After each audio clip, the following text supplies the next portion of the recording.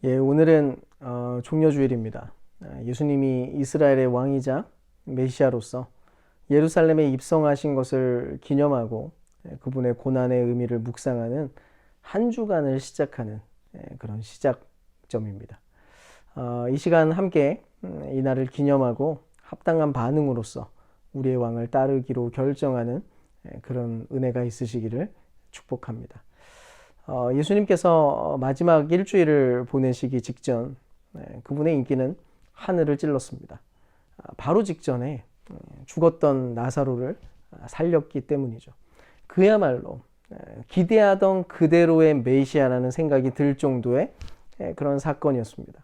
그래서 모두들 기대감을 가지고 예루살렘으로 입성하는 그 예수님을 맞이했습니다.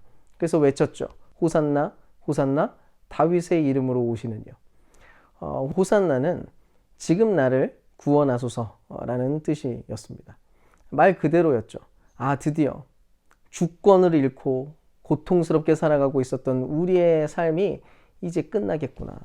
하나님의 능력으로 가득한 이 강력한 왕, 다윗이 이룩했던 그 영광을 다시 찾아올 메시아가 지금 여기에 오고 있구나. 하지만 불과 며칠 뒤 이들의 환영은 들끓는 분노로 변했습니다. 마지막 외침이 이거였죠. 바라바는 풀어주고 예수는 십자가에 못 박아라.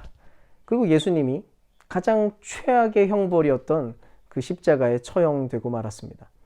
그런데 놀라운 점은 바로 그 뒤에 예상할 수 없었던 일이 벌어진 건데요. 스승이 죽었는데 갑자기 제자들이 확신에 찬 모습으로 또 이전에는 전혀 없었던 용기를 가지고 목숨을 걸고 그분의 가르침을 따르기 시작했다는 것입니다.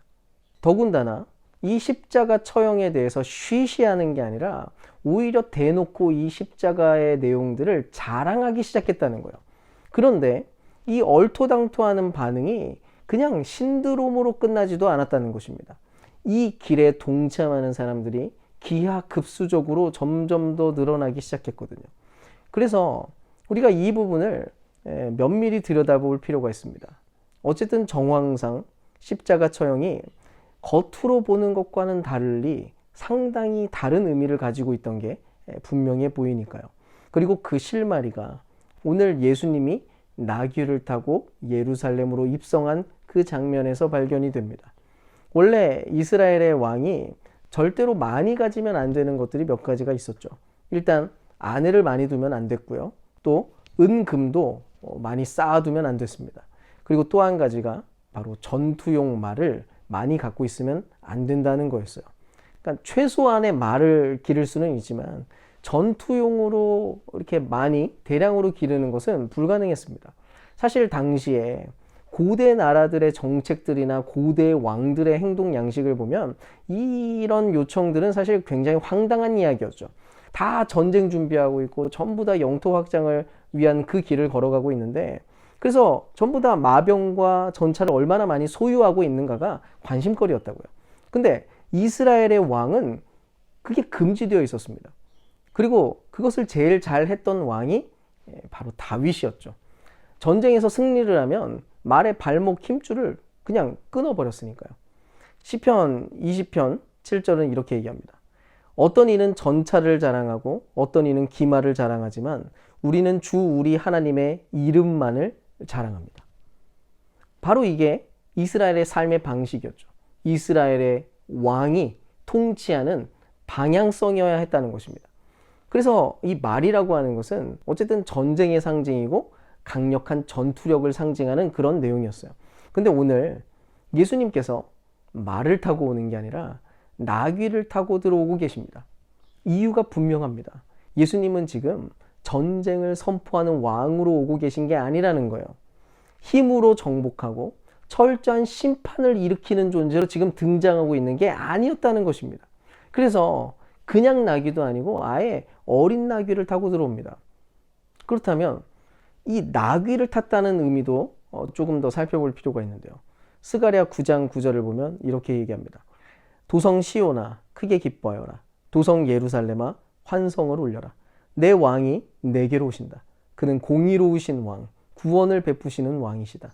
그는 온순하셔서 나귀 곧 나귀 새끼인 어린 나귀를 타고 오신다. 뭐라고 이야기합니까? 그분은 공의로우시고 구원을 베푸시는 왕입니다. 근데 뭔가 아이러니한 단어가 함께 붙어 있어요. 그게 뭐냐면 바로 겸손이라는 단어입니다. 여러분, 이스라엘이 늘 기대하고 있었던 메시아, 현재 이스라엘의 현실 속에서 찾고 부르짖던 왕은 겸손하면 안 되는 왕이었어요. 오히려 강력한 카리스마를 가진 존재, 옛 사울 왕처럼 남들보다 머리 하나가 더 커서 싸움도 잘하고 심판에 능하고 모든 문제들을 싸그리 잘라낼 수 있는 그런 왕이어야 했다는 것이죠. 물론 이 이미지가 예수님 안에서도 물론 발견되기는 합니다. 그런데 그게 어디에서 발견되냐면 요한계시록 19장 11절입니다. 나는 또 하늘이 열려 있는 것을 보았습니다. 거기에 흰 말이 있었는데 신실하신 분, 참되신 분이라는 이름을 가지신 분이 그 위에 타고 계셨습니다. 그는 의로 심판하시고 싸우시는 분입니다. 언젠가 그가 다시 오시는데 그때에는 백마를 타고 오시고 공의로 심판하시고 싸우신다고 얘기합니다. 근데 적어도 지금 이 시점은 아니었다는 거예요.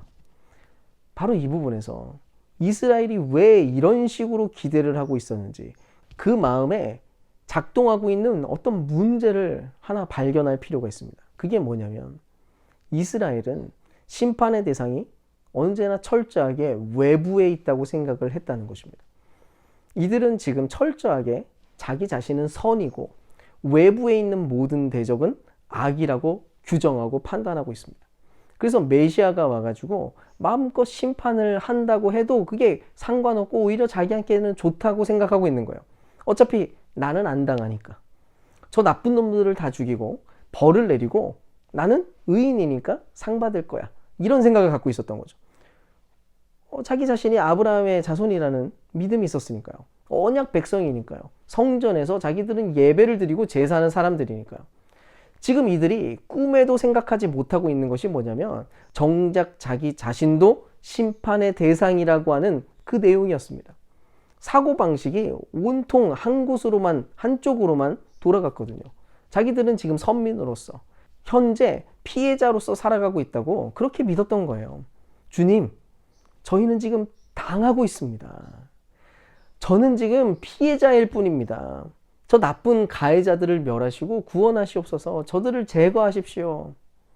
사실 예수님이 사역하시는 내내 했던 일이 뭐냐면 이스라엘의 현 상태에 대한 폭로였습니다. 이스라엘이 굳게 믿고 있었던 그 율법이 정상적으로 작동하고 있지 못하다고 하는 바로 그 폭로.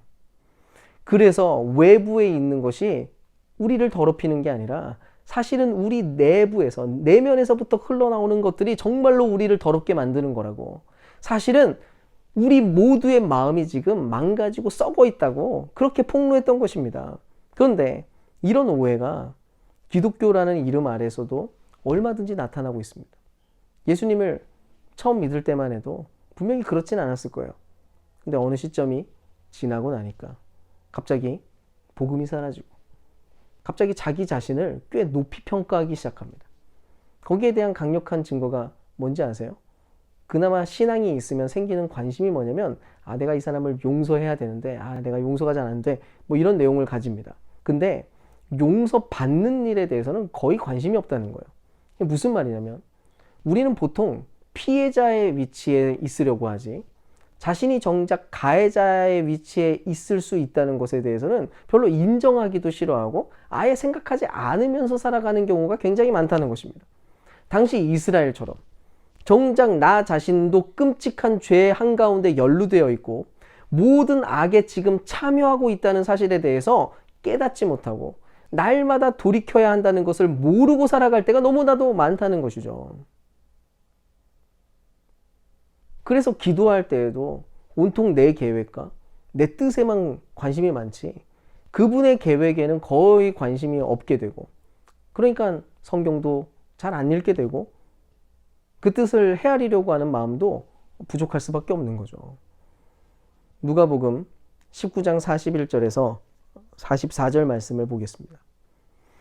예수께서 예루살렘 가까이에 오셔서 그 도성을 보시고 우시었다. 그리고 이렇게 말씀하셨다. 오늘 너도 평화에 이르게 하는 일을 알았더라면 좋을 터인데 그러나 지금 너는 그 일을 보지 못하는구나. 그 날들이 너에게 닥치리니 너의 원수들이 토성을 쌓고 너를 애워싸고 너를 사면에서 죄어들어서 너와 내 안에 있는 내 자녀들을 짓밟고 내 안에 돌 한 개도 다른 돌 위에 얹혀 있지 못하게 할 것이다. 이것은 하나님께서 너를 찾아오신 때를 내가 알지 못했기 때문이다. 예수님이 이런 이스라엘, 그 예루살렘을 바라보면서 우셨습니다. 그분이 보신 건 이거예요. 이 성은 무너질 거야. 너희는 지금 모두 망할 수밖에 없는 상황에 처했어. 너희도 평화에 관한 일을 알았으면 좋을 텐데 결국 깨닫지 못하는구나. 아주 오래되어서 이미 기능을 상실하고 돌이킬 수 없는 지경에 이른 건물은 더 이상 리모델링이 불가능합니다. 이 건물은 차라리 무너뜨리고 다시 짓는 게 낫는 거예요. 지금 이스라엘이 그런 상황이었습니다.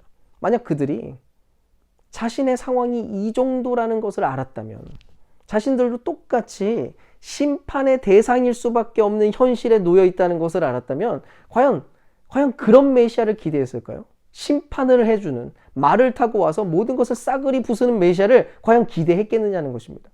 아마 불가능했을 겁니다. 기다려달라고 했겠죠. 아니, 심판을 보류해달라고 용서를 빌었을 겁니다. 전에 함께 교제하면서 어떤 목사님이 자신의 교회의 장로님이 이런 기도를 하는 것 때문에 고통스러워하시고 또 안타까워하는 그런 이야기를 들었습니다. 이런 기도였어요. 주님, 믿는 사람들이 언제나 믿지 않는 자들보다 잘 되고 형통하게 하소서.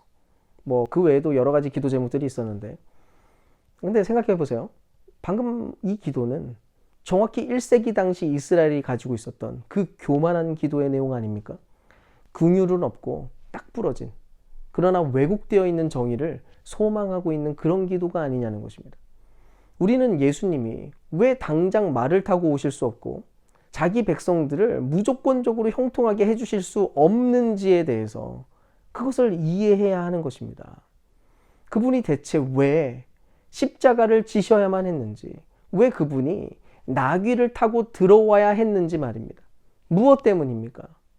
그분의 공의는 자기의 백성들을 회복시키기 위한 그런 공의였기 때문입니다. 아니, 자기 백성만이 아니라 온 세상을 마침내 회복시키기 위한, 회복을 위한 공의였기 때문이에요. 그래서 그분은 다짜고짜 냉철해지기만 할 수가 없었던 것입니다. 상한 갈대를 꺾지 않으시려는 공의, 꺼져가는 등불을 끄지 않으시려고 하는 바로 그 공의였거든요. 우리를 영원한 죽음과 멸망에서 건져내시는 게 그분의 공의의 가장 중요한 목표였기 때문입니다. 생각을 해보세요. 만약 비참한 죄의 구렁텅이에 여전히 빠져있고 악에 연루되어 있는데, 그 악에 연루된 그 내용 위에다가 온갖 아름다운 것들을 채우고 세워봤자 뭐 하겠습니까? 그야말로 모래 위에 쌓는 집인 거죠. 어차피 밑바닥은 모래예요. 물 한 번 부으면, 바람 한 번 불면, 그렇게 심판이 닥치고 나면은 모든 것이 허물어질 수밖에 없는 그런 상태였던 거죠.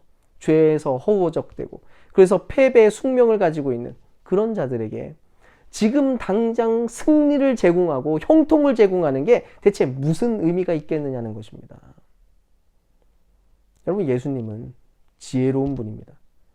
그래서 이 사실을 정확하게 이해하고 계셨기 때문에 가장 먼저 죄를 제거하고 먼저 옛 인간성을 모두 죽이고 다시 새로운 생명으로 옮기는 작업을 해야만 했던 것입니다. 그래서 그분의 공의는 철저하게 자기 자신에게 향하게 했습니다. 스스로 이스라엘과 동일시되어서 이스라엘의 대표자로서, 언약의 왕으로서 그분이 대신 죽임을 당하기로 결정했던 거예요. 아마 로마와 유대 당국자들이 십자가 처형을 선언했을 때까지만 해도 이들은 아마 역시 우리가 옳았어 라고 생각을 했을 겁니다. 봐, 걔는 잘못했어. 그러니까 저렇게 죽는 거지. 역시 우리는 선한 편이고 사형 선고를 받고 죽는 거는 하나님의 저주를 받아 저렇게 된 것뿐이야.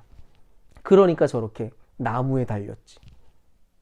우리와 다른 얘기를 하는 저 예수는 저거 이단이고 이방에 속한 죄인인 거야.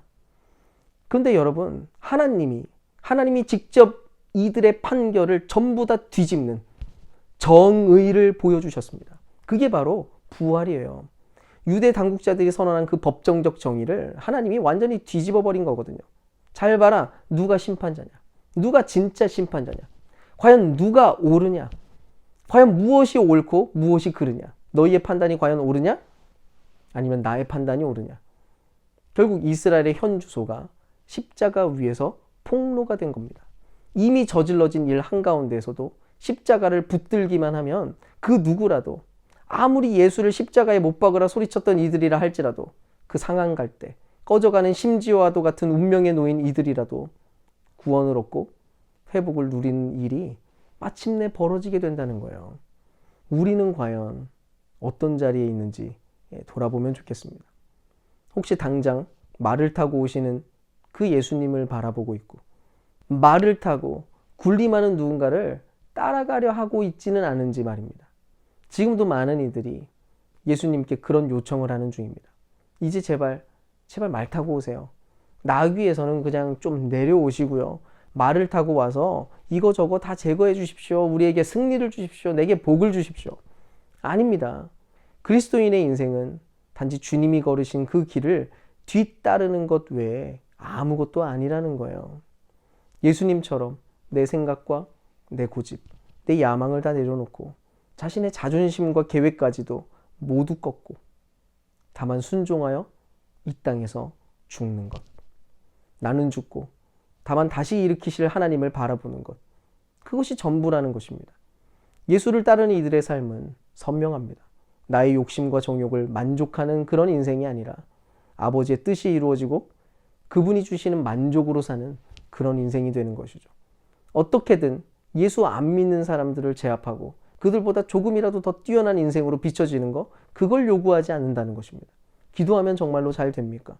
예수를 믿으면 모든 것이 해결받습니까? 정말로 그게 기독교입니까? 물론 그것이 최종적인 결과는 분명합니다. 마침내 우리는 상상하지도 못할 영광을 결국 얻게 될 것입니다. 근데 현재 우리의 이 깨어져 있는 현실을 직시해야만 합니다. 예수를 믿었음에도 여전히 세상은 깨어져 있고 여전히 망가져 있는 내 옛 자아가 본성을 가지고 지금도 여전히 날뛰고 있거든요. 여전히 우리는 악에 연루된 모양을 유지하고 있고 그것을 방치하는 자리에 설 때가 얼마나 많이 있습니까? 아쉽지만 우리는 아직 말을 탈 때가 아닙니다. 그분의 공의가 내가 생각하는 그 공의와 다르다는 사실에 대해서 오히려 우리는 감격하고 감사해야 하는 것이죠.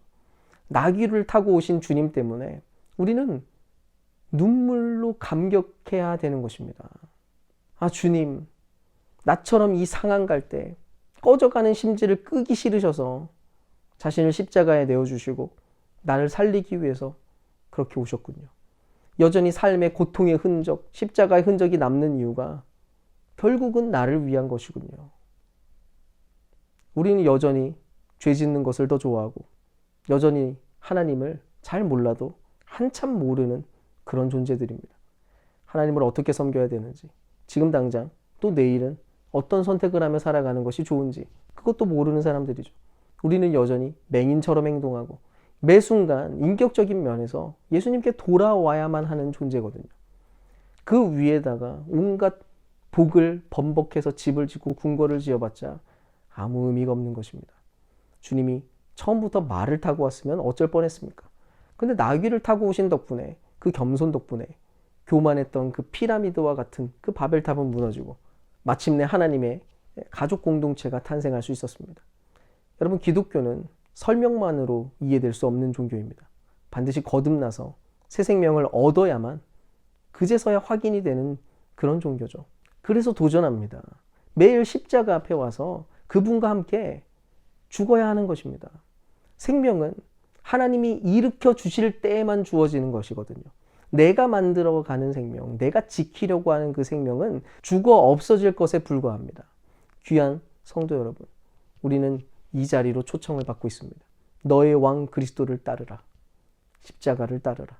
그 초대는 물론 나 자신이 진정 죽는 길입니다.